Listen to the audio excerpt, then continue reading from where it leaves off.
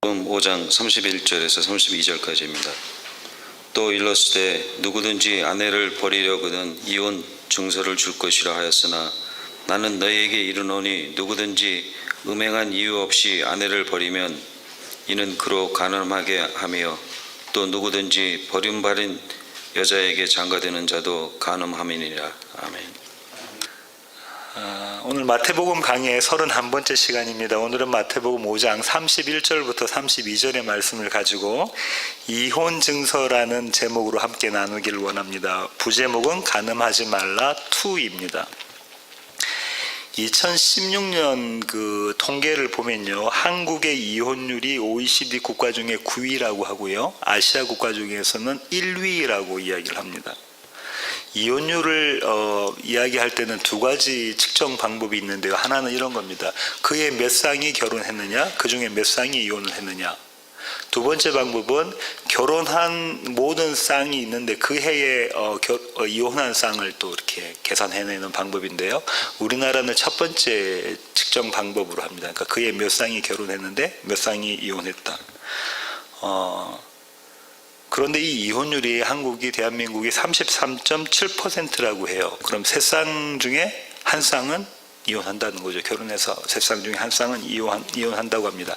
그런데 아주 높은 수치임에도 불구하고 2004년도가 정점을 찍었고요. 이제는 이혼율이 떨어지고 있습니다.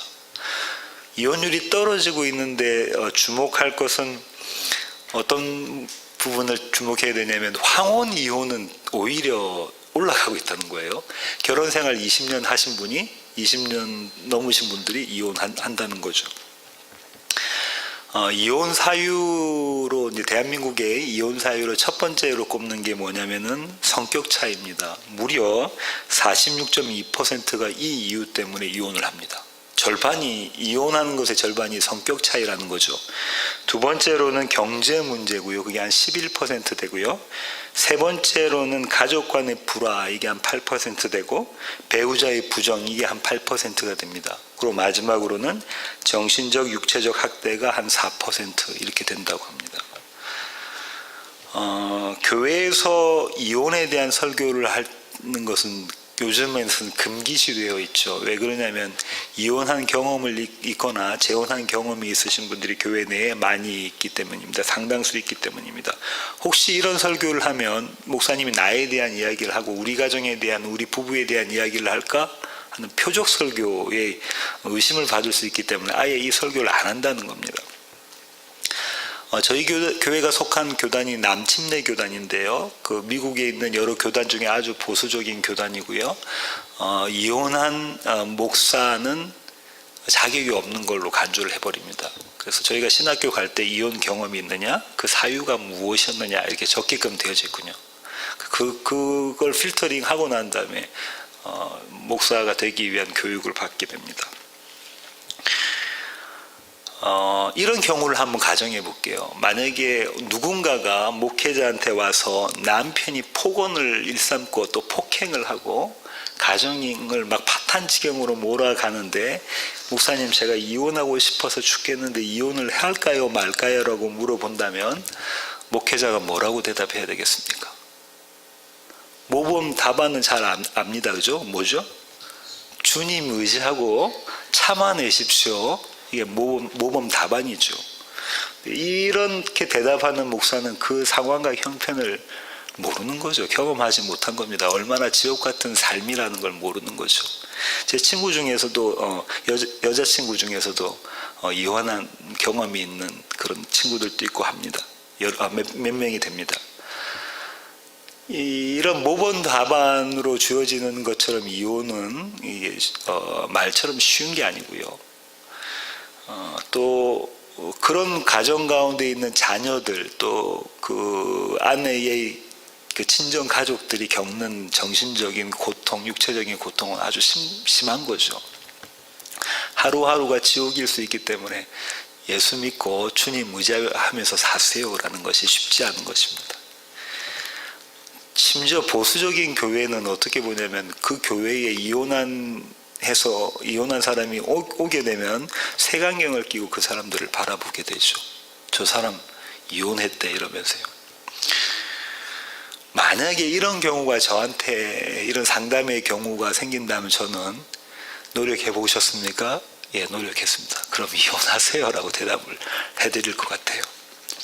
제가 이혼을 부추기는 이혼 전문 변호사는 아닌데요. 왜 이렇게 이혼하세요라고 이야기를 할까요?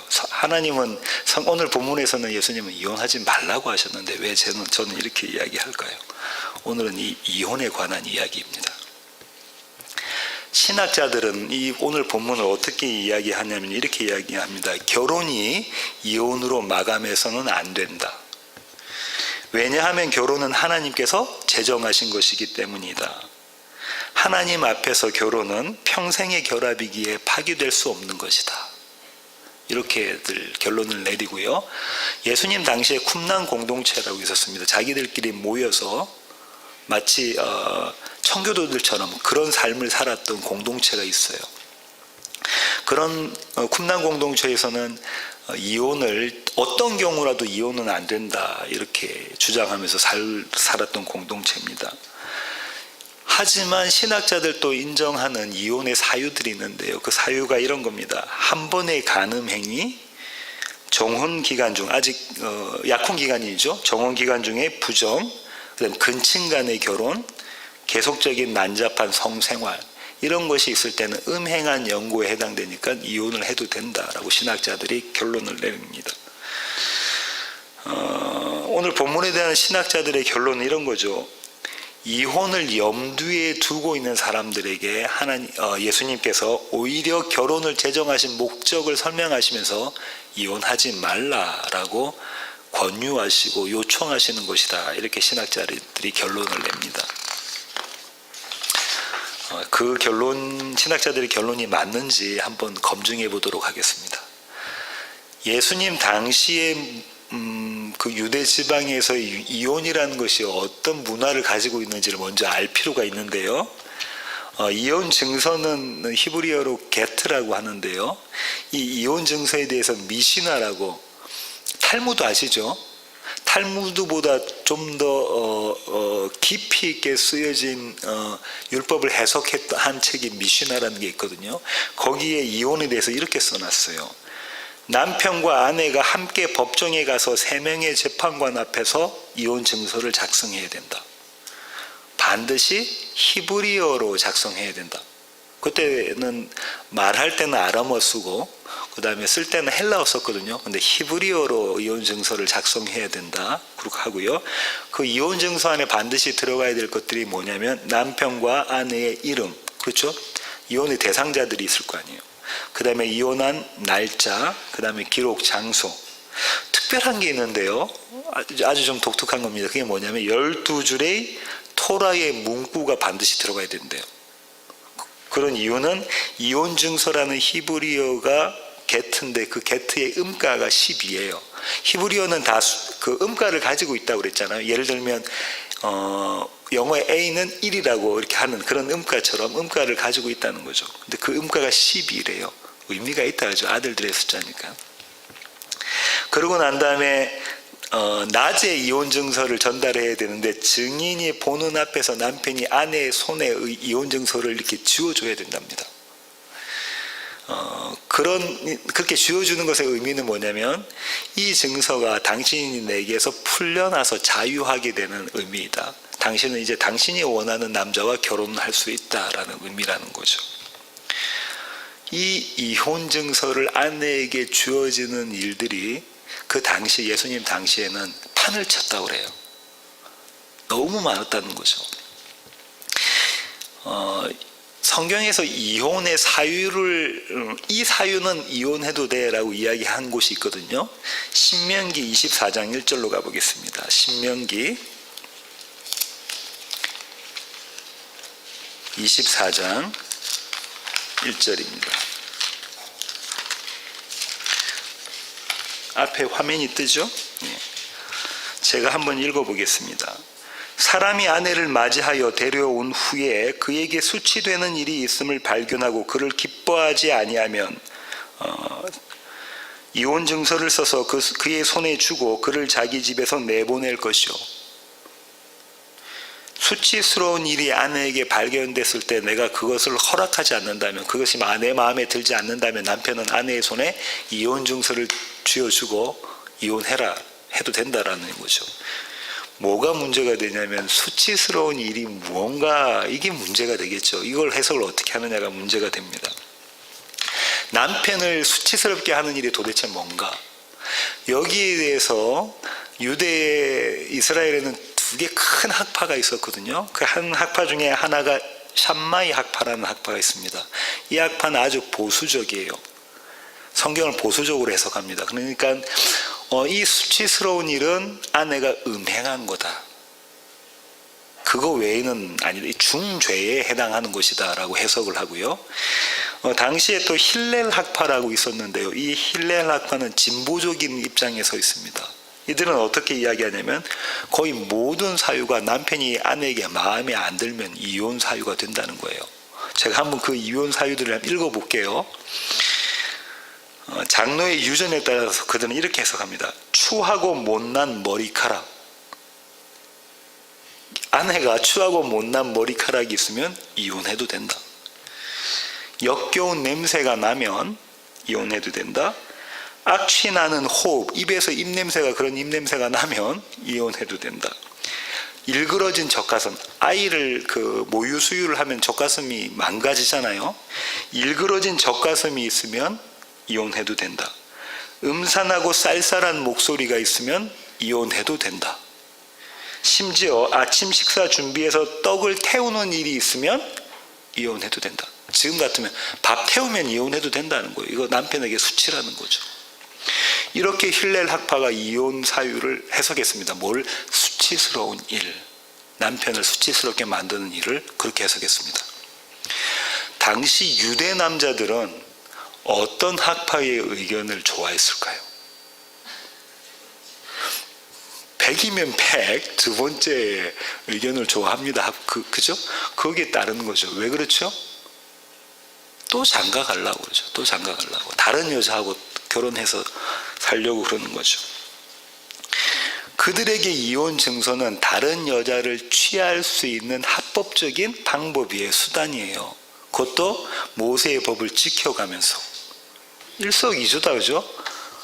모세의 법에 순종하면서 동시에 내가 원하는, 내가 마음에 드는 여자를 또 취할 수 있으니까. 그래서 그 당시에는 10번 이상 이혼하고 재혼했던 여자들도 있대요. 유대 문헌에는 그런 여자들이 나오고요. 특별히 장제일 목사님, 우리 사마리아 여인, 수가성 여인 나온다, 그죠? 그 사마리아 수가성 여인이 5번 이혼하고 6번째 남편하고 살고 있었잖아요. 그것도 아마 이런 이유였을 것이다라고 생각을 하고 있죠. 만약에 간음을 하거나 그렇게 해서 이혼을 했다면 그 동네에서 살 수 없었을 것이다, 이렇게 추정을 합니다. 가능한 이야기라고 생각합니다.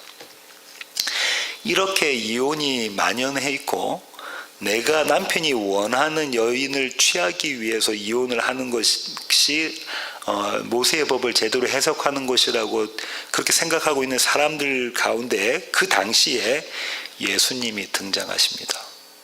예수님이 등장하셔서 뭐라죠?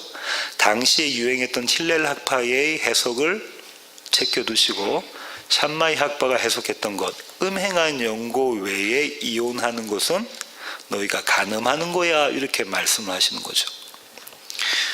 다시 말하면 불륜 이외의 이혼은 불과하다라는 거예요.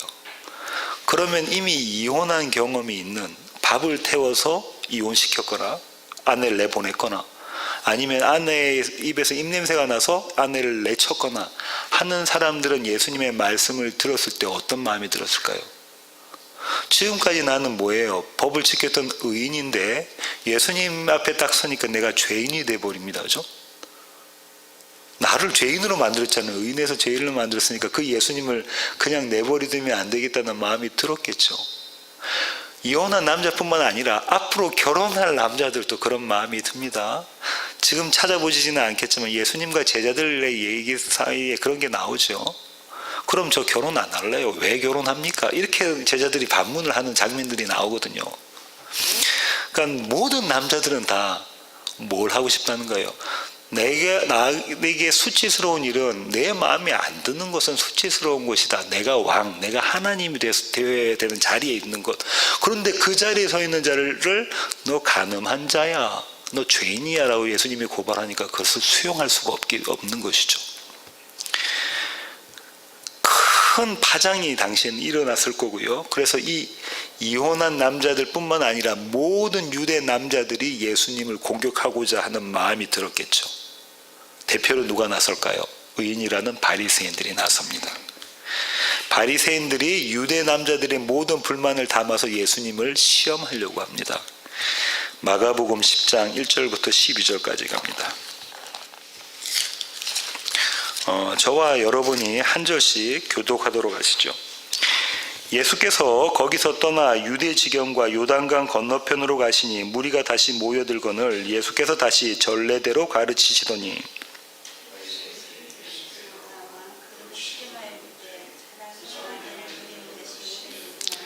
대답하여 이르시되 모세가 어떻게 너희에게 명하였느냐?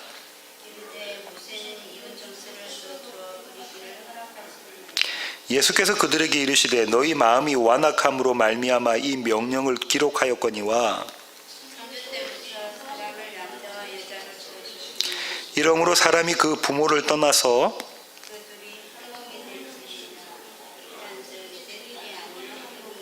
그러므로 하나님이 짝지어 주신 것을 사람이 나누지 못할지니라 하시더라.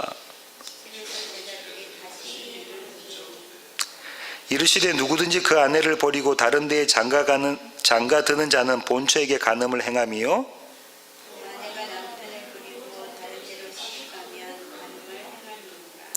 여기서도 분명히 예수님께서 말씀하시죠. 그런데 이 유대 바리새인들이 예수님을 뭐하러 왔다고 그러죠? 시험하러 왔다라고 이야기를 하죠. 똑같은 병행 구절이 마태복음 19장에도 있거든요. 마태복음 19장으로 한번 가보실까요?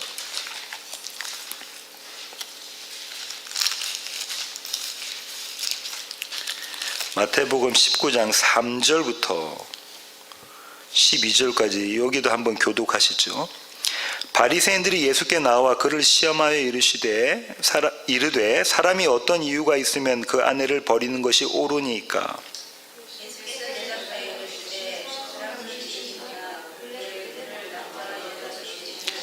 말씀하시기를 그러므로 사람이 그 부모를 떠나서 아내에게 합하여 그들이 한 몸이 될지니라 하신 것을 읽지 못하였느냐?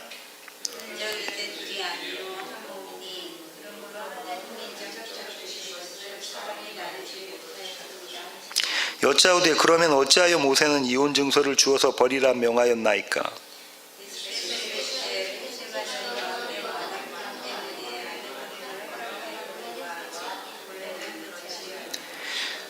내가 너에게 말하노니 누구든지 음행한 이유 외에 아내를 버리고 다른 데 장가드는 자는 간음함이니라.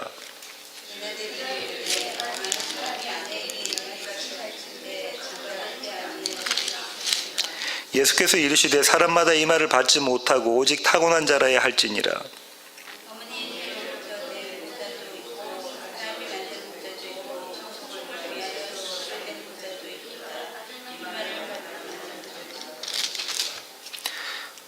바리새인들이 예수님을 시험하러 왔습니다. 모든 유대 남자들이 바리새인들에게 권한을 준 거죠. 그렇게 해서 예수님을 시험하러 딱 왔어요. 와서 아내를 버리는 것이 옳습니까? 그게 의입니까? 라고 지금 예수님께 물어보셨죠. 이게 왜 덫이 되냐면요. 예수님께서 만약에 아니라고 이야기하면 어떻게 되죠? 율법을 어기게 되는 거다. 모세의 법을. 그죠? 만약에 예스라고 그렇게 대답하면 어떻게 되는 거죠? 일구 이혼을 하게 되는 거다. 이거는 지금 앞에 산상수훈의 뒷부분에 있잖아요. 일구 이혼을 하는 거니까 이러든 저러든 간에 예수님은 덫에 걸리게 되어져 있는 거죠. 그 상황에서 예수님께서 대답은 옳지 않다라고 이야기를 하시고요. 그러니까 이들이 대본에 물어보죠. 그러면 왜 모세는 이혼증서 써줘서 이혼해도 된다고, 그것이 옳다고 이야기했습니까? 라고 바리새인들이 물어보니까 예수님 뭐라고 말씀하시죠? 그 이유는 왠 줄 알아? 너희의 완악함 때문이야. 원래는 그런 거 아닌데 너희의 완악함 때문에 이혼 증서를 써줘서 아내를 내보내라고 이야기한 것이다. 이렇게 이야기를 하죠. 그러면서 예수님께서 창조의 질서에 대한 이야기를 하시죠. 이혼은 남자가 아내에게 일방적으로 선포하는 겁니다. 요즘은 달라졌어요. 요즘은 남편이 이혼을 당하죠, 주로. 그러니까 여기 있는 남편들이 다 잘하셔야 되는데, 예수님 당시에는 남자가 여자들에게 일방적으로 선포하는 게 이혼이고요. 그 일방적인 선포를 담은 것이 이혼 증서입니다. 그런데 모세가 이혼 증서를 써줘라고 했던 것은 뭘 방지하기 위한 거였고, 누구를 보호하기 위한 거냐면 연약한 아내, 여자를 보호하기 위한 거였다고요. 마음에 안 든다고 집에서 구박하거나 구타하거나 그렇게 하다가 내쫓아 버리면 이 여자는 어디로 갈 데가 없잖아요. 고아와 과부는 늘 약자잖아요. 어디 갈 데가 없어요. 그러면은 먹고 살 수가 없는 겁니다. 그러니 이혼 증서라도 써줘서 재혼을 하게 만들어서 다른 남자의 아내가 되어서 먹고 살게끔 해줘라라는 거죠. 그런 목적으로 이혼 증서에 대한 이야기를 모세가 했던 것이죠. 결론적으로 이혼 증서는 어떤 의미를 갖냐면요, 유대인들의 완악함의 증거가 됩니다. 다시 한번 말씀드립니다. 결론적으로 이혼 증서는 유대인들의 완악함의 증거가 되는 거죠. 자기 하나님 되기의 증거가 되는 것입니다. 그래서 예수님이 이렇게 말씀하신 것이죠. 이혼은 간음이다. 다시 말하면 음행한 연고 외에, 간음 외에 이혼하는 것은 간음이다. 이렇게 말씀하고 계시는 것이죠. 예수님은 한 가지 조건을 다르셨어요. 이혼하지 말라 했는데 이혼을 해도 된다라는 조건을 뭘로 다르셨냐면 음행, 다시 말하면 간음에 대한 걸 다루셨거든요. 근데 바울은 조금 다르게 이야기를 합니다. 고린도전서 7장 9절부터 8절부터 한번 제가 읽어볼게요. 만일 결혼하지 아니한 자들과 과부들에게 이르노니 나와 같이 그냥 지내는 것이 좋으니라. 만일 절제할 수 없거든 결혼하라. 정욕이 불같이 타는 것보다 결혼하는 것이 나으니라. 결혼한 자들에게 내가 명하노니 여자는 남편에게서 갈라서지 말고 만일 갈라섰으면 그대로 지내든지 다시 그 남편과 화합하든지 하라. 남편 또 아내를 버리지 말라. 그 나머지 사람들에게 내가 말하노니 이는 주의 명령이 아니라 만일 어떤 형제에게 믿지 아니하는 아내가 있어 남편과 함께 살기를 좋아하거든 그를 버리지 말며 어떤 여자에게 믿지 아니하는 남편이 있어 아내와 함께 살기를 좋아하거든 그 남편을 버리지 말라. 믿지 아니하는 남편이 아내로 말미암아 거룩하게 되고 믿지 아니하는 아내가 남편으로 말미암아 거룩하게 되나니 그렇지 아니하면 너희 자녀도 깨끗하지 못하니라. 그러나 이제 거룩하니라. 혹 믿지 아니하는 자가 갈리거든 갈리게 하라. 형제나 자매나 이런 일에 구애될 것이 없느니라. 그러나 하나님은 화평 중에서 너희를 부르셨느니라. 아내된 자여 내가 남편을 구원할는지 어찌 알 수 있으며 남편된 자여 내가 내 아내를 구원할지 어찌 알 수 있으리요. 오직 주께서 각 사람에게 나눠주신 대로 하나님이 각 사람을 부르신 그대로 행하라. 내가 모든 교회에서 이와 같이 명하노라.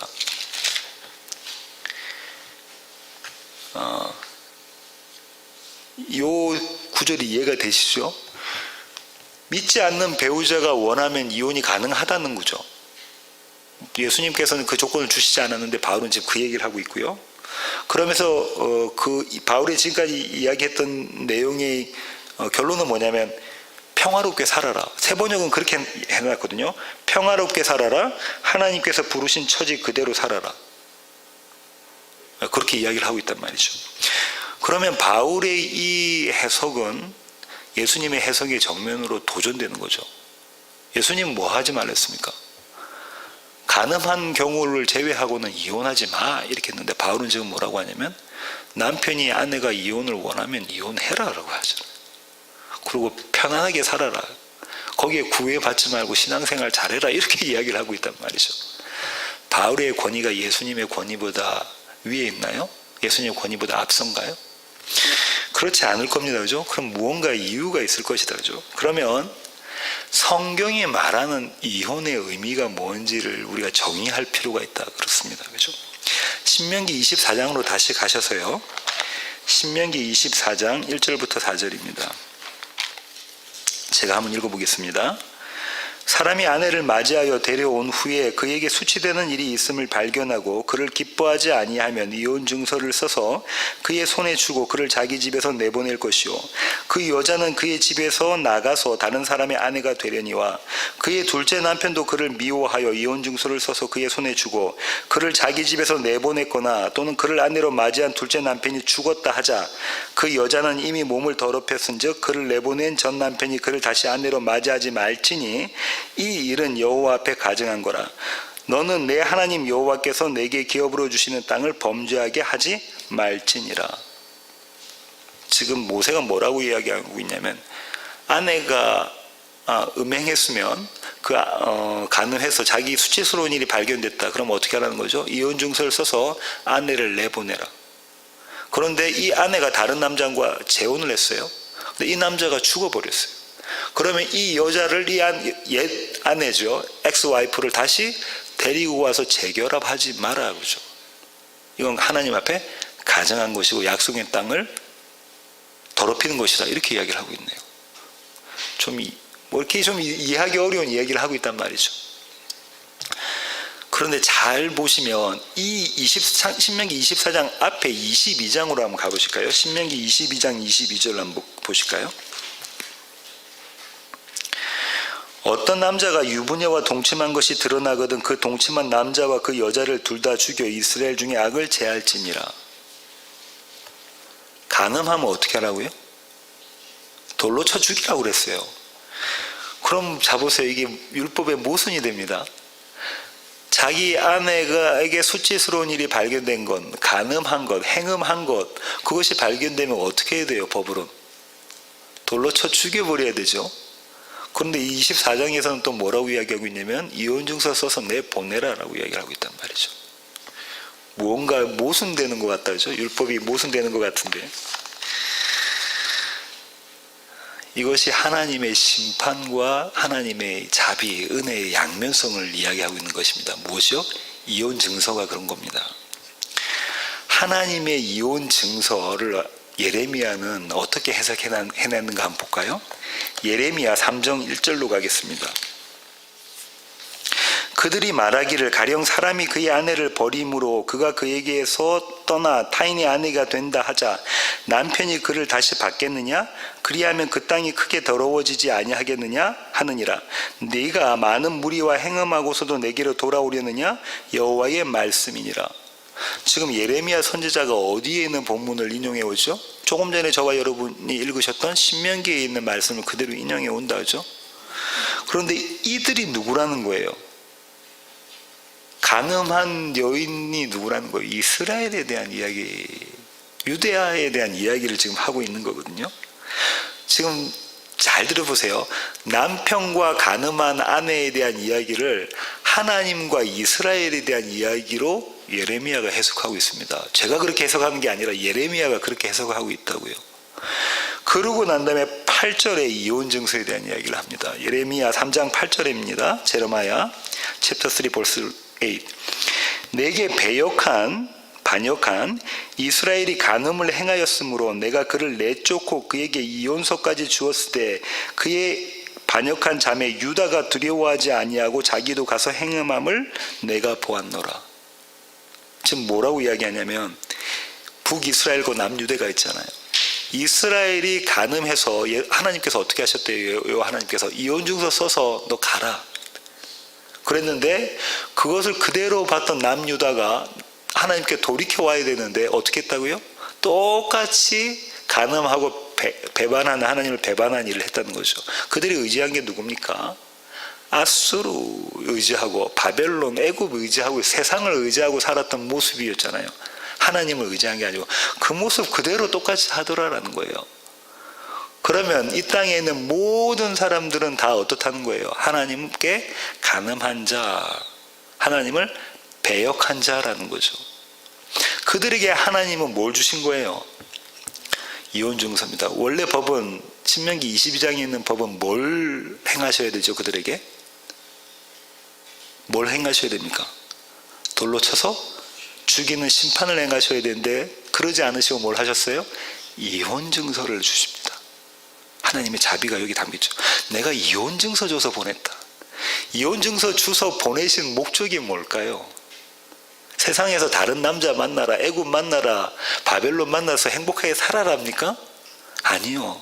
내가 너를 죽이지 않고 보냈는데 그 목적이 뭐라고요? 돌아오라요. 내 백성아 나에게 돌아와라. 내 백성아 거기서 나와서 나에게 돌아오라 라는 목적으로 이혼 증서를 주신 거다. 그죠? 이 하나님은 정말 배알도 없는 하나님입니다. 배알도 없는 하나님의 모습을 한번 보실까요? 같은 예레미야 3장 14절부터 18절까지인데요. 제가 한번 읽어보겠습니다. 여호와의 말씀이니라 배역한 자식들아 돌아오라. 나는 너희 남편임이라. 내가 너희를 성읍에서 하나와 족속 중에서 둘을 택하여 너희를 시온으로 데려오겠고 내가 또 내 마음에 합한 목자들을 너희에게 주리니 그들이 지식과 명철로 너희를 양육하리라. 여호와의 말씀이니라. 너희가 이 땅에서 번성하여 많아질 때에는 사람들이 여호와의 언약궤를 다시는 말하지 아니할 것이요 생각하지 아니할 것이요 기억하지 아니할 것이요 찾지 아니할 것이요 다시는 만들지 아니할 것이며 그때 예루살렘이 그들에게 여호와의 보좌라 일컬음이 되며 모든 백성이 그리로 모이리니 곧 여호와의 이름으로 말미암아 예루살렘에 모이고 다시는 그들의 악한 마음에 완악한 대로 그들이 행하지 아니할 것이며 그때의 유다 족속이 이스라엘 족속과 동행하여 북에서부터 나와서 내가 너희 조상들에게 기업으로 준 땅에 그들이 함께 이르리라. 이것도 하나님께서 하나님의 법을 본인이 어기십니다. 뭐라고 이야기했냐면 신명기에 뭐라고 이야기했죠? 이혼 증서 써서 내보낸 아내가 그 남편이 죽어버렸어요. 그러면 그 아내를 취하래요? 취하지 말래요? 취하지 말라고 했는데 하나님은 어떻게 하신다는 거예요? 돌아와 내가 취하겠다라고. 본인이 본인의 법을 어기신다. 그죠? 법을 어긴 대가는 있어야 된다. 그게 뭐냐면 사형이에요. 그 사형 선고를 본인이 본인에게 지금 내리고 계시는 거예요. 여호와 하나님이 그 사랑 그 은혜를 지금 느껴지십니까? 하나님의 법을 주셨어요. 아내가 간음하면 나 말고 좋아하는 남자가 있어. 이웃 남자를 보고 좋아한다고 해요. 옆집 남자를 보고 좋아한다고 해요. 그럼 이혼증서 써서 내보내라. 원래는 어떻게 해야 되는데? 돌로 쳐 죽여야 되는데 이혼증서 써서 내보내라. 그런데 그 아내가 전 아내가 그 남편이 죽었는데 그럼 데리고 오면 안 되잖아요. 데리고 오지 마. 그거는 하나님 앞에 가증스러운 것이라고 하나님께서 본인이 선포해 놓으시고 뭐라고 하시냐면 네가 나한테 와. 그 법의 심판 사형 내가 받을게 하고 데리고 오신단 말이죠. 그 그림이 여기 담겨져 있는 것입니다. 똑같은 장면이 지난주에 봤던 요한복음 8장에서 나오죠. 요한복음 8장으로 가볼까요? 앞에 화면도 좀 띄워주시고요. 요한복음 8장 10절부터 11절을 제가 한번 읽어볼게요. 예수께서 일어나사 여자 외에 아무도 없는 것을 보시고 이르시되 여자여 너를 고발하던 그들이 어디 있느냐? 너를 정죄한 자가 없느냐? 대답하여 주여 없나이다. 예수께서 이르시되 나도 너를 정죄하지 아니하노니 가서 다시는 죄를 범하지 말라 하시니라. 아까 예레미야가 이야기했던 여호와 하나님의 모습이 여기서 그대로 나오죠. 어떤 장면입니까? 현장에서 간음하다 붙잡힌 여인의 앞에 갔죠. 그리고 예수님이 뭐라고 하시냐면 여자야 너를 고발하는 자, 모세의 법이잖아요. 신명기 22장에 있는 그 자들이 다 어디 갔니? 그때서야 여자가 눈을 들어서 주위를 보니까 아무도 없네요. 자기가 죽어서 마땅한 자라고 이제 머릿속으로 인식한, 온몸으로 인식한 자, 그 여인이 주님 저를 고발하는 자가 없는데요. 그러니까 그때 주님께서 뭐라고 말씀하십니까? 나도 너를 정죄하지 않는다. 뭘 써서 주신 거예요? 이혼 증서를 써서 주시네요. 원래 네가 돌에 맞아 죽어야 마땅한데 내가 이혼 증서 써줄게. 그렇게 해서 이혼 증서를 써서 주십니다. 그러면서 주님께서 말씀하시는 것은 이런 의미를 가지고 있는 거죠. 이 이혼 증서에 따르면, 이 법에 따르면 네가 죽어야 되는데 너 대신 이 법을 어긴 내가 죽을게. 그래서 십자가에 달려 돌아가시는 거잖아요. 예수님께서는 아까 우리가 살펴봤던 마가복음과 마태복음의 본문에 보면 창세기에 하나님께서 결혼의 의미를 담아주신 그 장면을 인용해 오셨죠. 아담과 하와에 대한 것. 그걸 한번 찾아가 보겠습니다. 창세기 2장 21절부터 25절입니다. 여호와 하나님이 아담을 깊이 잠들게 하시니 잠들매 그가 그 갈빗대 하나를 취하고 살로 대신 채우시고 여호와 하나님이 아담에게서 취하신 그 갈빗대로 여자를 만드시고 그를 아담에게로 이끌어 오시니 아담이 이르되 이는 내 뼈 중에 뼈요 살 중에 살이라. 이것을 남자에게서 취하였은즉 여자라 부리리라 하니라. 이러므로 남자가 부모를 떠나 그의 아내와 합하여 둘이 한 몸을 이룰지로다. 아담과 그의 아내 두 사람이 벌거벗었으나 부끄러워하지 아니하니라. 그냥 이게 결혼에 대한 남자와 아내를 만드시고 남자와 여자를 만드시고 부부 되게 하셨던 이 인류의 시작이 이것이다라고 해석해버리면은 모자랍니다. 그죠?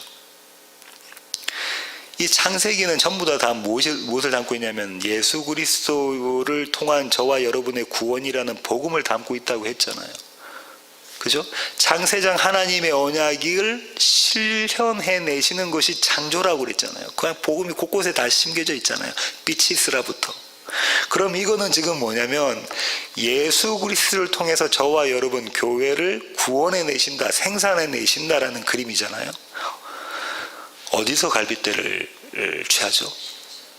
어디서 갈빗대를 취합니까? 옆구리에서 갈빗대를 취하죠. 이 옆구리는 예수님의 십자가 사건, 옆구리에 창에 찔리는 그 그림이 그려져 있는 거다. 그죠? 그렇게 예수와 교회의 관계를 지금 이야기하고 있는 것이잖아요. 이때도 아버지 하나님께서 아들 예수님을 어떻게 하십니까? 아담을 잠재우십니다. 성경에서 잠자다라는 것은 죽음, 사망 이야기하는 거거든요. 잠재우시고 남편을 잠재우고 그를 통해서 얻어내는 아내에 대한 이야기를 하고 있는 것이죠. 정리해보면요, 이렇습니다. 이혼 증서의 의미는 죽어야 하는 저와 여러분을 살리시는 하나님의 자비가 담겨져 있는 문서이죠. 하나님의 약속, 은혜가 담겨져 있는 문서입니다. 그렇죠? 그럼 이 이혼 증서가 뭘까요? 하나님의 말씀이고요. 이 이혼 증서가 가리키는 신랑은 예수 그리스도가 되겠죠.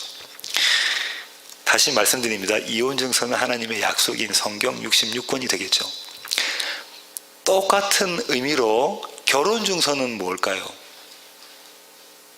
성경입니다. 이혼 증서도 성경, 결혼 증서도 성경이 됩니다. 하나님은 이혼 증서와 결혼 증서에 뭘 담고 계시냐면 신랑 되신 남편이 저와 여러분을 구원해 내시겠다라는 강력한 의지를 여기에 담고 계십니다. 그러면 오늘 마태복음 본문으로 다시 가셔서요, 마태복음 5장에 있는 말씀이 주는 의미가 뭘까 한번 생각해 보면 이렇습니다. 지난 시간에 제가 세법과 모세의 법과 예수님의 법, 예법과 세법에 대한 대조에 대한 구조를 말씀드렸는데요. 지난 시간에 예수님께서 이렇게 말씀하셨죠. 간음하지 말라라는 말을 너희가 들었으나 나는 너에게 말한다. 너희는 이미 간음했다. 살인하지 말라라는 말을 너희가 들었으나 나는 너에게 말한다. 너희는 이미 살인했다. 오늘은 이렇게 주님께서 말씀하시죠.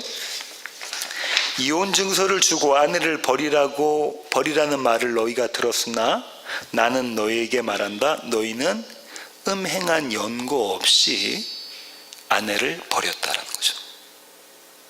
음행한 연고도 없는데 아내를 버렸다. 그때 예수님 당시 유대 남자들이 그랬다니까요. 자기 마음에 들지 않으면 아내를 버렸잖아요. 이것은 무슨 말이냐면 이미 너희가 뭐 했다는 거예요? 간음했다. 오늘 설교의 부제목이 간음하지 말라 2잖아요. 너희는 이미 간음했다라는 거예요. 음행한 연고 없이 아내를 다 버렸으니까 너희는 간음한 자다. 저와 여러분 다른가요? 음행한 연고 없이 아내를 버리잖아요. 음행한 연고 없이 남편을 버리고 자식을 버리고 다 그렇잖아요. 그 얘기는 뭡니까? 내가 왕 돼서 내가 하나님 돼서 내 마음에 들지 않으면 다른 사람에게 해하는 것, 마음속이든 어떻든 간에 그것이 다 뭐냐면 음행한 연고 없이 아내를 버리는 모습이라고요. 그렇게 예수님께서 고발하시죠. 너희는 이미 간음했다. 이렇게 고발하고 계십니다. 이 그림은 두 대조가 있는데요. 어떤 거냐면 이런 겁니다. 한 개는 너희는 음행한 연고 없이 아내를 버렸지만 하나님은 음행한 너희를 버리지 않으신다라는 대조가 있는 거예요. 다시 말씀드립니다. 너희는 음행한 연고도 없이 아내를 버렸지만 하나님은 음행한 아내인 너희를 결단코 버리지 않으신다라는 약속이 있는 이 대조가 있는 것이죠. 오늘 말씀의 결론을 맺겠습니다. 성경을 해석할 때는요, 양면성을 가지고 있어요. 동전의 양면처럼. 먼저 표면적인 이해와 이면적인 이해, 이걸 행간의 이해라고 하죠. 이 두 가지가 있습니다. 오늘 표면적으로 입장에서 오늘의 본문을 보면 이혼하지 말라라고 해석을 하게 되잖아요. 참아내야 하느니라. 너희는 절대 이혼하지 마. 참아내. 로 해석을 하게 되잖아요. 그렇게 되면 이 말씀을 법으로 받은 자들은 힘을 써서 말씀을 지키자로 돼버립니다. 윤리 강령이 되어버리죠. 이런 사람들은 나의 모습에는 염두에 두지 않고 다른 상대방만 보죠. 배우자만 보게 됩니다. 나의 어떠한 모습은 보지 않고 남편의 어떤 모습, 아내의 어떤 모습, 자녀의 어떤 모습, 부모의 어떤 모습만 보게 되잖아요. 그러면서 그들이 하는 기도 내용은 어떤 건가요? 이런 겁니다. 주님, 제게 능력 주세요. 제가 사랑해 볼게요. 제가 확 사랑해 버릴게요. 주님, 제게 능력 주세요. 제가 용서해 버릴게요. 주님, 제게 능력 주십시오. 이렇게 기도를 하게 됩니다.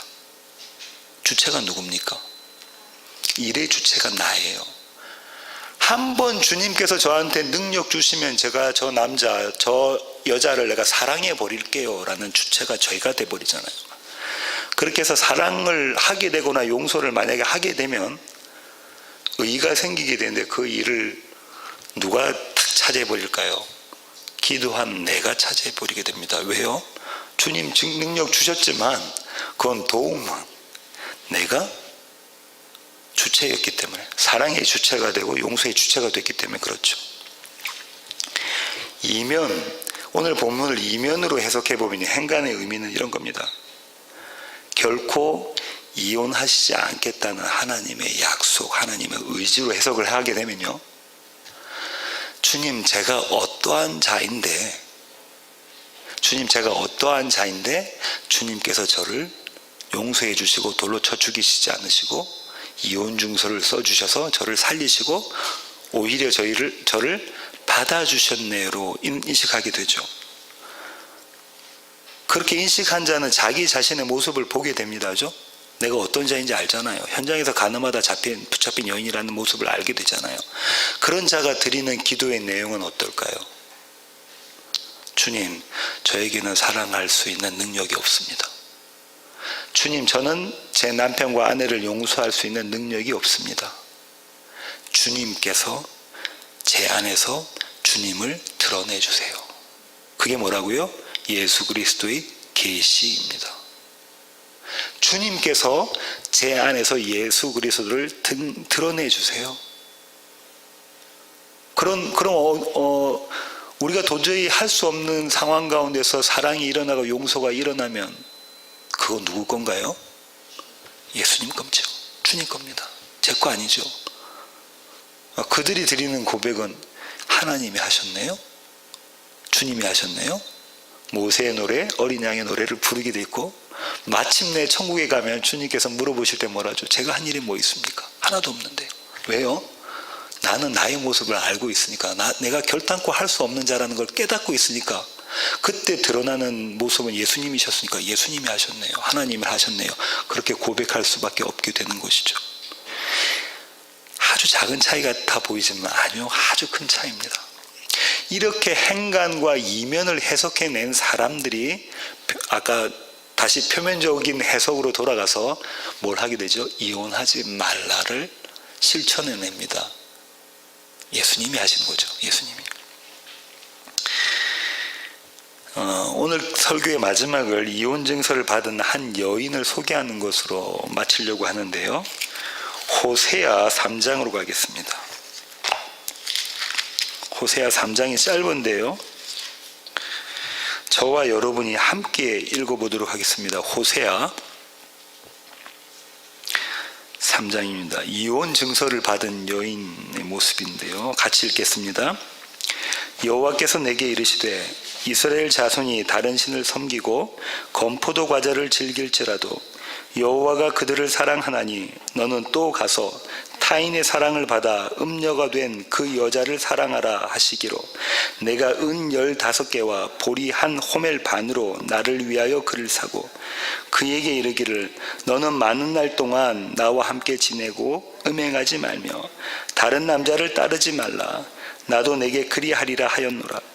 이스라엘 자손들이 많은 날 동안 왕도 없고 지도자도 없고 제사도 없고 주상도 없고 에봇도 없고 드라빔도 없이 지내다가 그 후에 이스라엘 자손이 돌아와서 그들의 하나님 여호와와 그들의 왕 다윗을 찾고 마지막 날에는 여호와를 경외함으로 여호와와 그의 은총으로 나아가리라. 아멘이십니까?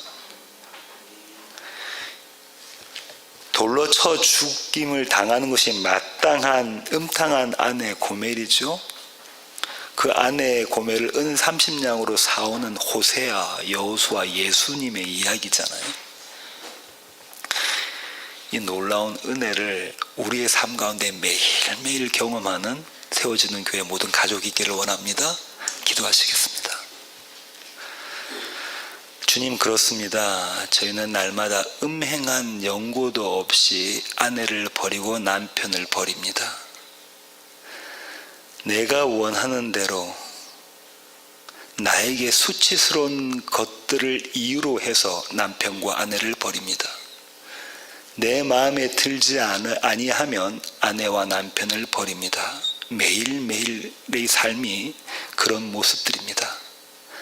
하지만 주님, 오늘 주님께서 말씀하시기론 음행한 연고에 있는 나를 주님께서 돌로 쳐 죽이지 않으시고 이혼 증서를 주시며 사망에서 생명으로 구원해내시는 모습을 바라봅니다. 하나님, 이것이 은혜입니다. 날마다 이 은혜 가운데 살아가는 우리 세워지는 교회 모든 가족 되게 하시고 하나님의 놀라운 이 은혜를 노래하는 자들 될 수 있도록 주님, 저희들을 붙잡아 주시옵소서.